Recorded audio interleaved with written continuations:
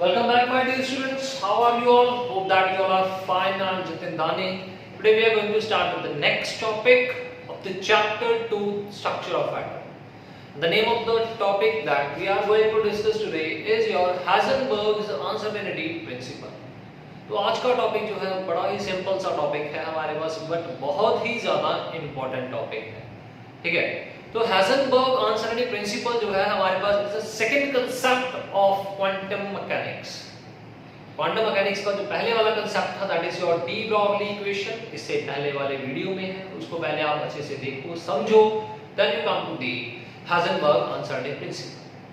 तो उसमें हमने ड्यूअल नेचर के बारे में भी पढ़ा था. तो यहाँ पे हम पढ़ेंगे that about the small particles जो होते हैं, स्मॉल सब एटॉमिक पार्टिकल्स के बारे में पढ़ेंगे. तो हमारे पास सबसे पहले जो हाइजेनबर्ग अनसर्टेनिटी प्रिंसिपल है, और या फिर अगर बात करें डी ब्रॉगली इक्वेशन जो है दैट इज वैलिड, हम बात करें that is valid for the D Broglie equation is valid for the macroscopic and microscopic both. But जो मैक्रोस्कोपिक बॉडी थी उसकी जो वेवलेंथ थी हमारे पास हमें दिखाई नहीं देगी. क्यों? क्योंकि उनका जो मास है और जो उसकी वेलोसिटी थी वो क्या थी, मास और वेलोसिटी का जो प्रोडक्ट था वो बहुत ज्यादा था. मास के ज्यादा होने के कारण इसके कारण हमें वेवलेंथ नहीं दिखाई देगी. तो यहाँ पे हमारे पास है हाइजेनबर्ग अनसर्टेनिटी प्रिंसिपल.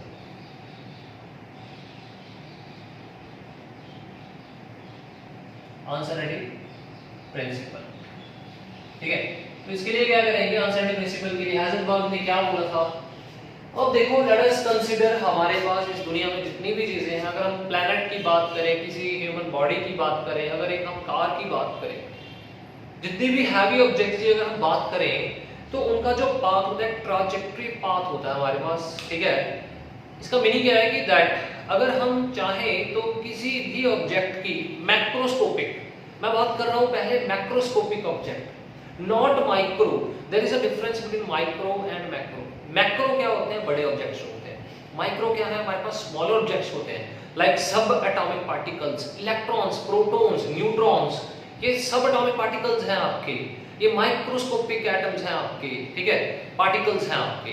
तो जब हम बात करेंगे that is your macroscopic particles की बात करेंगे, मैक्रो की MACRO, तो इसमें आपका अर्थ आ सकता है, कार आ सकती है, ह्यूमन बॉडी आ सकती है. तो जब इनकी बात करेंगे तो क्या हम इन बॉडीज के पाथ अगर हमें डिफाइन हो, अगर हमें पाथ के बारे में पता हो, ठीक है, तो क्या हम इसके मोमेंटम के बारे में पता कर सकते हैं? क्या अर्थ जो रोटेट कर रही है इसके मोमेंटम के बारे में पता कर सकते हैं? बिल्कुल पता कर सकते हैं. क्या अर्थ की पोजीशन एंड मोमेंटम एक ही पॉइंट के ऊपर कैलकुलेट कर सकते हैं? बिल्कुल कर सकते हैं. ठीक है, अर्थ के जब रोटेट कर रही है, it is revolving around the earth, तो यहाँ पे हम क्या कर सकते हैं, इसके मोमेंटम, मैं दो चीजें बोल रहा हूँ, मैक्रोस्कोपिक बॉडीज की मोमेंटम को भी कैलकुलेट कर सकते हैं और पोजीशन को भी. लेट अस से ये हमारे पास अर्थ है, अर्थ के सराउंडिंग्स में हमारे पास ये जो है ये सन है, सन जो है अर्थ के सन इज इन द सेंटर, अर्थ जो है वो रोटेट कर रही है हमारे पास. ठीक है, तो जब अर्थ रोटेट कर रही है तो मान लो हमारे पास अर्थ रोटेट करते करते एक पॉइंट के ऊपर पहुंच गई. ठीक है, तो मैं इसको यहाँ पे एक और यहाँ पे वहां पे कंसीडर कर लेता हूँ. लेट अस से दिस इज योर सन, ये अर्थ रोटेट कर रही है यहाँ पे. ठीक है, तो मैंने ये पॉइंट ले लिया. तो इस पॉइंट के ऊपर हम क्या कर सकते हैं, इसके मोमेंटम को भी कैलकुलेट कर सकते हैं और इसकी पोजीशन को भी कैलकुलेट कर सकते हैं, because it is a huge body. ठीक है, अगर हम यही चीज को बोले कि that can we calculate the two things, कौन कौन सी टू थिंग्स की बात कर रहे हैं हम? मोमेंटम की बात कर रहे हैं और साथ में इसके पोजीशन की बात कर रहे हैं. क्या can we calculate momentum and position simultaneously for microscopic? क्या हम माइक्रोस्कोपिक ऑब्जेक्ट्स के लिए या माइक्रोस्कोपिक पार्टिकल्स के लिए ये दोनों चीजें साइमल्टेनियसली कैलकुलेट कर सकते हैं? हम मैक्रोस्कोपिक के लिए तो कर सकते हैं. ठीक है, let us suppose I am taking example of my self. मैं यहाँ पे खड़ा हूँ तो मैं अपनी पोजीशन को भी कैलकुलेट कर सकता हूँ. ठीक है, पोजीशन को कैलकुलेट डेफिनेटली कर सकता हूँ, मोमेंटम को भी कैलकुलेट कर सकता हूँ साइमल्टेनियसली. लेकिन जब बात आती है हमारे सब एटॉमिक पार्टिकल्स की, सब एटॉमिक पार्टिकल्स, छोटे पार्टिकल्स कौन कौन से थे? इलेक्ट्रॉन्स थे, प्रोटॉन्स थे, न्यूट्रॉन्स थे. क्या हम इनके मोमेंटम एंड पोजीशन को साइमल्टेनियसली कैलकुलेट कर सकते हैं? बिल्कुल भी नहीं कर पाएंगे.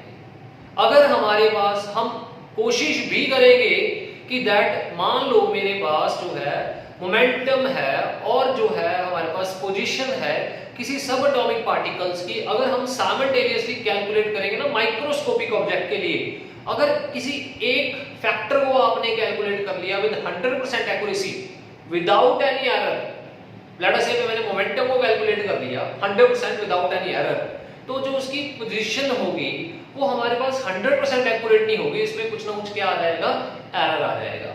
तो यही हमारा आज का लॉ है, दैट इज हाइजेनबर्ग, यही हमारे पास है, that is Heisenberg uncertainty principal, that is for the microscopic objects, कि अगर हम माइक्रोस्कोपिक ऑब्जेक्ट्स की बात करें तो हम उनके पोजीशन एंड मोमेंटम को साइमल्टेनियसली क्या नहीं कर सकते, कैलकुलेट नहीं कर पाएंगे। तो चलिए हम पढ़ते हैं that is Heisenberg uncertainty principle. The principle says that if we try to find the momentum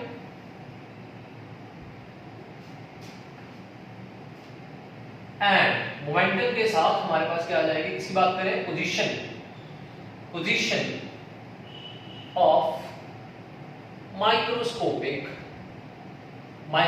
में क्या आ गया हमारे पास, इलेक्ट्रॉन्स प्रोटॉन्स की बात करें, इलेक्ट्रॉन्स प्रोटॉन साइमल्टेनियसली या टुगेदर, ठीक है, साइमल्टेनियसली या फिर बोल सकते हैं इसको टुगेदर, एक ही पॉइंट के ऊपर, ठीक है, simultaneously together, then one factor will be with 100% accuracy one factor will be with 100% accuracy and other factor will have some error। तो मतलब एक फैक्टर जो है हमारे पास वो क्या आ जाएगा, दैट इज 100% एक्यूरेसी आ जाएगी, और दूसरा फैक्टर जो होगा उसमें कुछ ना कुछ क्या आ जाएगा, आपका एरर आ जाएगा। और we can say it is impossible to find position and momentum simultaneously, position and momentum simultaneously with accuracy। तो हम क्या कर सकते हैं, यहाँ पे पोजीशन एंड मोमेंटम को साइमल्टेनियसली क्या नहीं कर सकते, फाइंड नहीं कर सकते। तो ये हमारे पास क्या है, that is your Heisenberg uncertainty principle. तो यही लॉ जो है हमारे पास, इसी लॉ ने बताया है that it is possible, it is only valid for which type of particle, microscopic particles. Microscopic particles की बात करेंगे तो उसके लिए वैलिड है हमारे पास,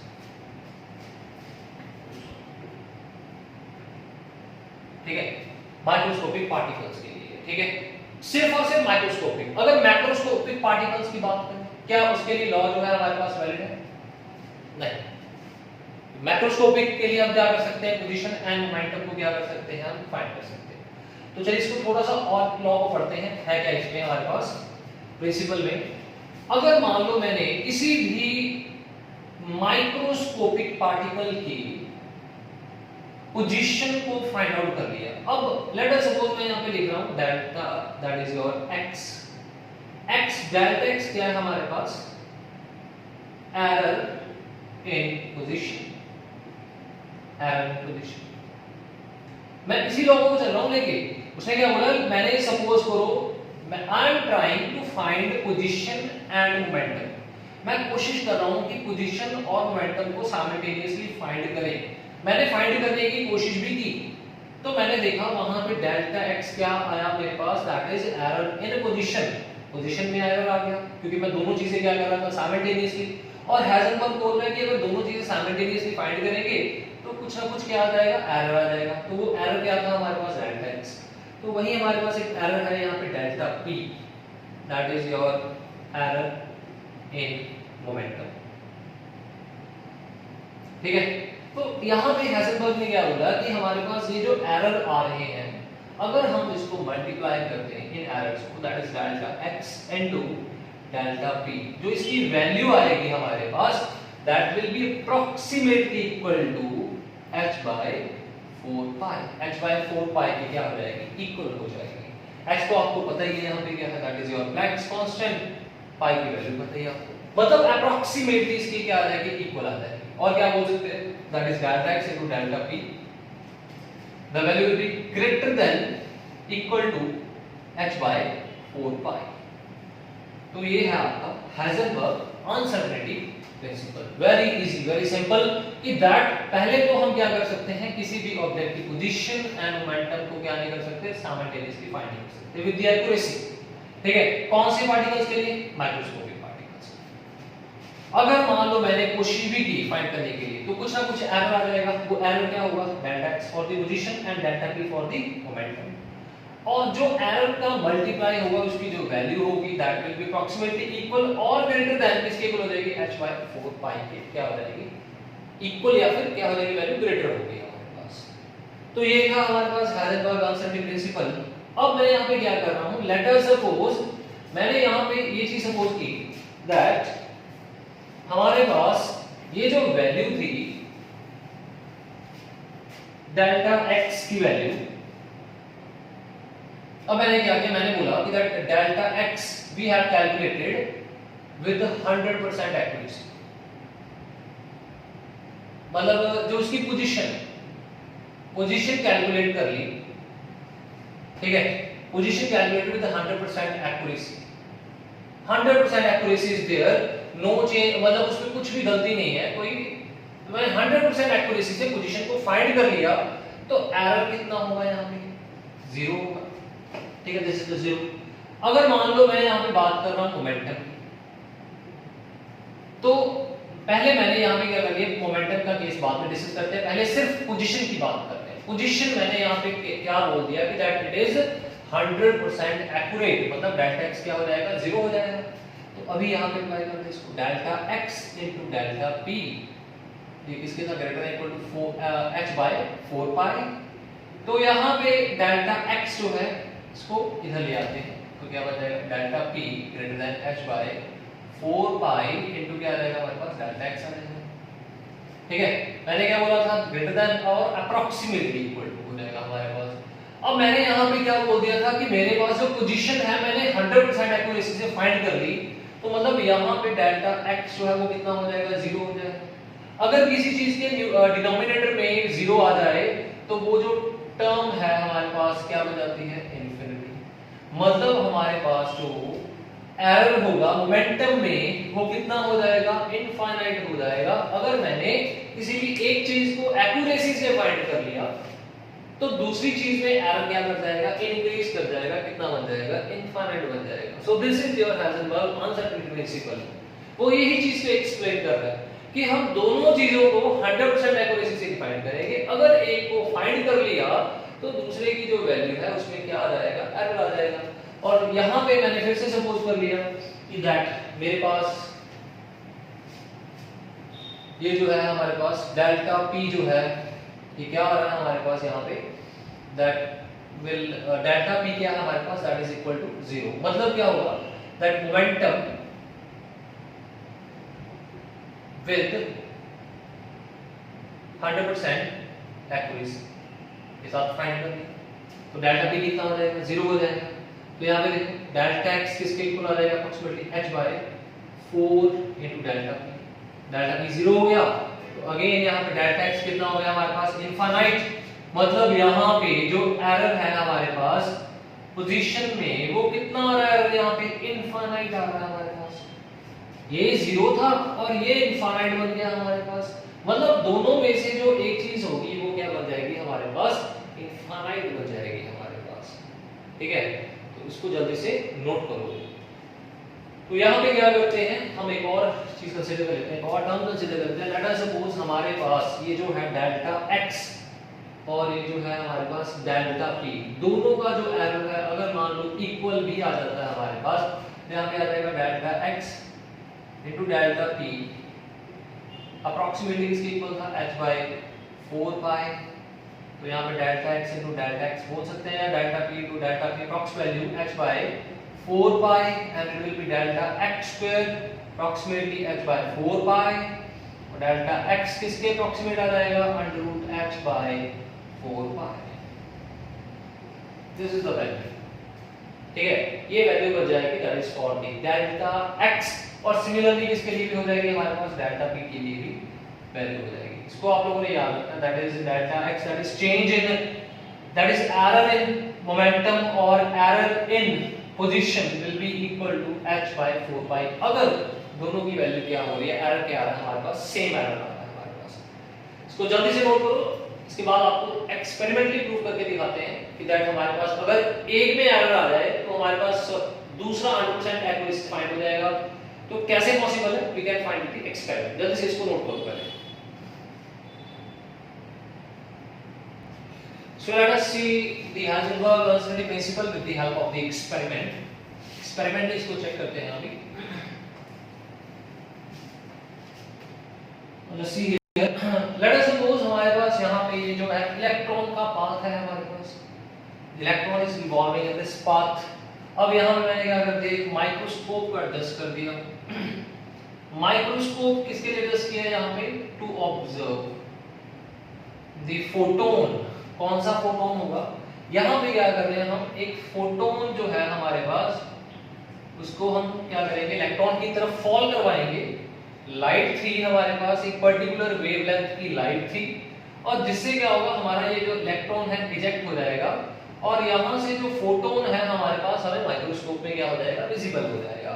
और इसी से हम क्या कर सकते हैं, इलेक्ट्रॉन की पोजीशन एंड मोमेंटम को क्या कर सकते हैं, कैलकुलेट कर सकते हैं। मतलब इलेक्ट्रॉन जा रहा था तो मैं सोच रहा हूँ कि मैंने इसकी पोजीशन और मोमेंटम को फाइंड करना है, लाइट के साथ स्ट्राइक करवाया, जहां से हमारा फोटोन रिफ्लेक्ट करेगा हमें माइक्रोस्कोप से ऑब्जर्व हो जाएगा, वहीं से हम क्या कर सकते हैं, इसकी पोजीशन एंड मोमेंटम को क्या कर सकते हैं, कैलकुलेट कर सकते हैं। तो यहाँ पे क्या कर रहे हैं, अगर मैंने यहाँ पे फोटोन मतलब कुछ लाइट को फॉल करवाएंगे, तो हम यहाँ पे क्या करेंगे, बाय द प्रिंसिपल ऑफ, इस चीज का principle of optics. Principle of optics says that अगर आप लोगों ने इलेक्ट्रॉन को बाहर इजेक्ट करवा के इसके पोजीशन को फाइंड आउट करना है, तो यहाँ पे जो लाइट है इसकी जो वेवलेंथ वो क्या होनी चाहिए, आपकी मिनिमम होनी चाहिए, मतलब शॉर्ट वेवलेंथ होनी चाहिए।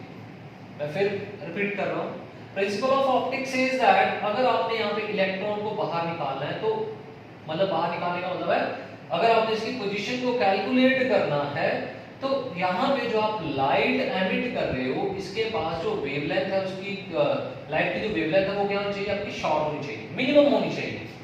अगर हम बात करें मिनिमम वेवलेंथ की, मिनिमम वेवलेंथ की बात करें, तो जिस लाइट की मिनिमम वेवलेंथ होती है उसकी फ्रीक्वेंसी क्या हो जाएगी, हमारे पास मैक्सिमम हो जाएगी। ये तो आपको पता ही है। अगर हम ब्लू कलर की एग्जांपल लें, विबग्योर में ब्लू कलर की वेवलेंथ सबसे कम है, लेकिन उसकी फ्रीक्वेंसी सबसे ज्यादा होती है। तो यहाँ पे अगर जो मेरे पास लाइट है इसके ऊपर फॉल कर रही है, उसकी वेवलेंथ अगर मिनिमम होगी तो फ्रीक्वेंसी क्या होगी, हमारे पास मैक्सिमम हो जाएगी। अगर मान लो फ्रीक्वेंसी मैक्सिमम है हमारे पास, जैसे ये लाइट इलेक्ट्रॉन के ऊपर स्ट्राइक करेगी, स्ट्राइक करने के बाद व्हाट विल हैपन, क्या होगा, जो आपका इलेक्ट्रॉन है उसकी जो वेलोसिटी है वो क्या कर जाएगी, चेंज कर जाएगी। हमारे पास velocity will going to change. अब यहाँ पे वेलोसिटी क्यों चेंज कर गई, क्योंकि यहाँ पे मैक्सिमम फ्रीक्वेंसी से इलेक्ट्रॉन के ऊपर लाइट ने क्या कर दिया, स्ट्राइक कर दिया। जैसे स्ट्राइक करेंगे velocity of the electron will change, जैसे वेलोसिटी चेंज कर जाएगी इलेक्ट्रॉन की, इसको हम बोलेंगे डेल्टा v बोल देंगे। यहाँ पे वेलोसिटी चेंज आ गया डेल्टा v। अब ये डेल्टा v का हाइजेनबर्ग से क्या लिंक है, अब हाइजेनबर्ग अनसर्टेनिटी प्रिंसिपल था, that is delta x into delta p approximately h by 4 pi, यही था आपके पास। अब हमें पता है यहाँ पे ये मोमेंटम है, मोमेंटम इसके इक्वल होता है that is your m into v। मास होगा वो तो सेम ही रहेगा, मास तो चेंज करेगा, तो डेल्टा पी किसके इक्वल होगा, m इनटू डेल्टा v के इक्वल हो जाएगा। ठीक है, तो यहाँ पे मेरे पास ये जो है डेल्टा x क्या बन जाएगा हमारे पास m इनटू डेल्टा v, क्योंकि मैंने डेल्टा v की यहाँ पे वैल्यू पुट कर दी।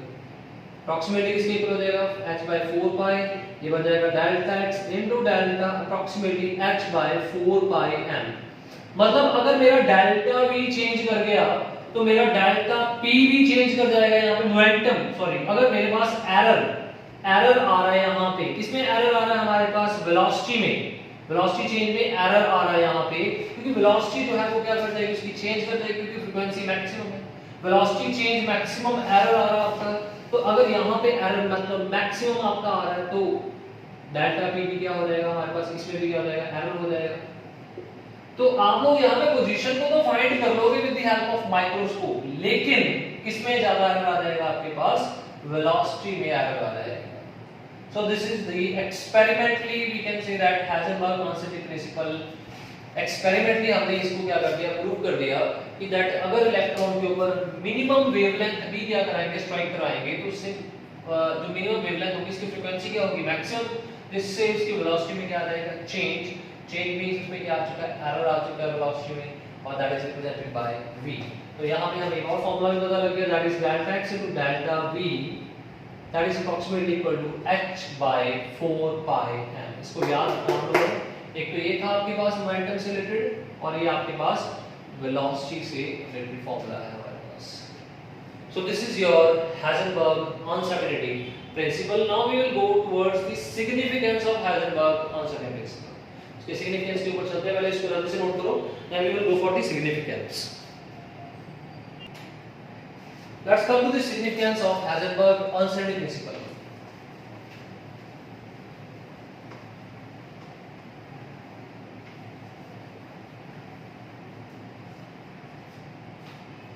जब हम सिग्निफिकेंस की बात करेंगे तो इसको अप्लाई करेंगे मैक्रोस्कोपिक ऑब्जेक्ट्स के ऊपर, फिर माइक्रो के ऊपर अप्लाई करेंगे। तो मैक्रोस्कोपिक मैंने यहां पे सपोज करिए लेट अस सपोज हमारे पास जो पार्टिकल था उसका मास कितना था हमारे पास, यहाँ पे मैक्रोस्कोपिक है दैट इज 1 मिलीग्राम। 1 मिलीग्राम अगर इसको कन्वर्ट करें किलोग्राम्स में 10⁻⁶ किलोग्राम्स के नियर बाय हो जाएगा हमारे पास। ठीक है, तो यहाँ पे देखो ये 10⁻⁶ के इक्वल हो गया 1 मिलीग्राम। उसके बाद हमने यहाँ पे क्या करना है, हाइजेनबर्ग इसी ऑब्जेक्ट के ऊपर जो 1 मिलीग्राम का था हाइजेनबर्ग अनसर्टेनिटी प्रिंसिपल अप्लाई कर रहे हैं, वो किसके इक्वल था, delta x delta v approximately किसके इक्वल था, h by 4 pi m के इक्वल था। यही आपका हाइजेनबर्ग। तो यहाँ पे चेक करते हैं कि हमारे पास ये जो दोनों एरर है, एक तो पोजीशन में एरर आ रहा है हमारे पास, दूसरा एरर किसमें आ रहा है हमारे पास, मोमेंटम मतलब यहाँ पे वेलोसिटी, मैंने वेलोसिटी ले लिया क्योंकि मैंने मास इधर ले लिया था। ठीक है, तो इसमें कितना एरर आएगा हम यहाँ पे चेक करेंगे, किसके लिए, मैक्रोस्कोपिक पार्टिकल्स के लिए, मैक्रोस्कोपिक पार्टिकल्स के लिए। तो यहाँ पे देखो h की वैल्यू कितनी है, Planck's constant 6.636 into 10 raised to power -34, value fix 4 into 3.14 into mass electron 9.11 into 10 raised to power -31 kilograms. जब इसको कैलकुलेट करेंगे हमारे पास जो आंसर आ रहा है हमारे पास, it will be sorry not, यहां पे गलती कर दी, इलेक्ट्रॉन नहीं है, मास क्या है हमारे पास, ये रहा 10⁻⁻⁶। जब इसको सॉर्ट आउट करेंगे हमारे पास जो आंसर आ रहा है अप्रॉक्सीमेटली 10⁻⁻86 के नियर बाय वैल्यू आ रही है। 10⁻⁻28 मींस 1/10⁻28, मतलब एरर जो है हमारे पास कितना ज्यादा कम आ रहा है हमारे पास, मतलब 0.00 जो 28 टाइम्स 0 लिखने के बाद आपका 1 आएगा, मतलब इतना एरर जो आ रहा है हमारे पास वो हम क्या कर सकते हैं, निगलेक्ट कर सकते हैं। कौन से ऑब्जेक्ट्स के लिए, मैक्रोस्कोपिक ऑब्जेक्ट्स के लिए हम निगलेक्ट कर सकते हैं। ठीक है, क्योंकि मैक्रोस्कोपिक ऑब्जेक्ट्स देखो अगर मास और ज्यादा बढ़ जाएगा, ये तो मैंने यहाँ पे सिर्फ 1 मिलीग्राम लिए, अगर मान लो मैंने यहाँ पे 10 किलोग्राम ऑब्जेक्ट लेते तो इसकी वैल्यू जो है हमारे पास और कम हो जाएगी। तो मतलब हम मैक्रोस्कोपिक ऑब्जेक्ट्स के पोजीशन एंड वेलोसिटी या मोमेंटम एंड पोजीशन को साइमल्टेनियसली क्या कर सकते हैं, फाइंड कर सकते हैं। अगर हम यही चीज अप्लाई करें किसके लिए, माइक्रोस्कोपिक पार्टिकल्स के लिए, तो क्या हो जाएगा हमारे पास, लेट अस सपोज मेरे पास यहाँ पे जो माइक्रोस्कोपिक पार्टिकल था वो क्या है हमारे पास, इलेक्ट्रॉन जिसका मास था ये -31। अब यहाँ अप्लाई करते हैं delta x into delta v h by 4 pi m 6.636 10⁻⁻34 by 4 into 3.14 into 9.11 10⁻31 approximately values की आ रही है हमारे पास 10⁻4। क्या आप 10⁻4 को निगलेक्ट कर सकते हैं यहाँ पे? बिल्कुल भी नहीं कर सकते। अगर ये वैल्यू यहाँ पे निगलेक्ट नहीं कर सकते हम, इट मींस 1 पॉइंट ये रहा 0.001, इसको हम क्या निगलेक्ट कर सकते हैं यहाँ पे? बिल्कुल भी नहीं कर पाएंगे। ठीक है, तो मतलब यहाँ पे देखो एरर कितना आ रहा है हमारे पास 0.001। मतलब अगर एक चीज को अगर हम एक्यूरेसी से फाइंड करें डेफिनेटली दूसरी चीज जो है हमारे पास क्या बन जाएगी, उसमें एरर की वैल्यू क्या बन जाएगी, बहुत ज्यादा इंक्रीज कर जाएगी। सो this is the significance for the macroscopic and microscopic particles. So this is all about your Heisenberg uncertainty principle, and I hope that the topic I have told you is clear to each and every student. Thank you.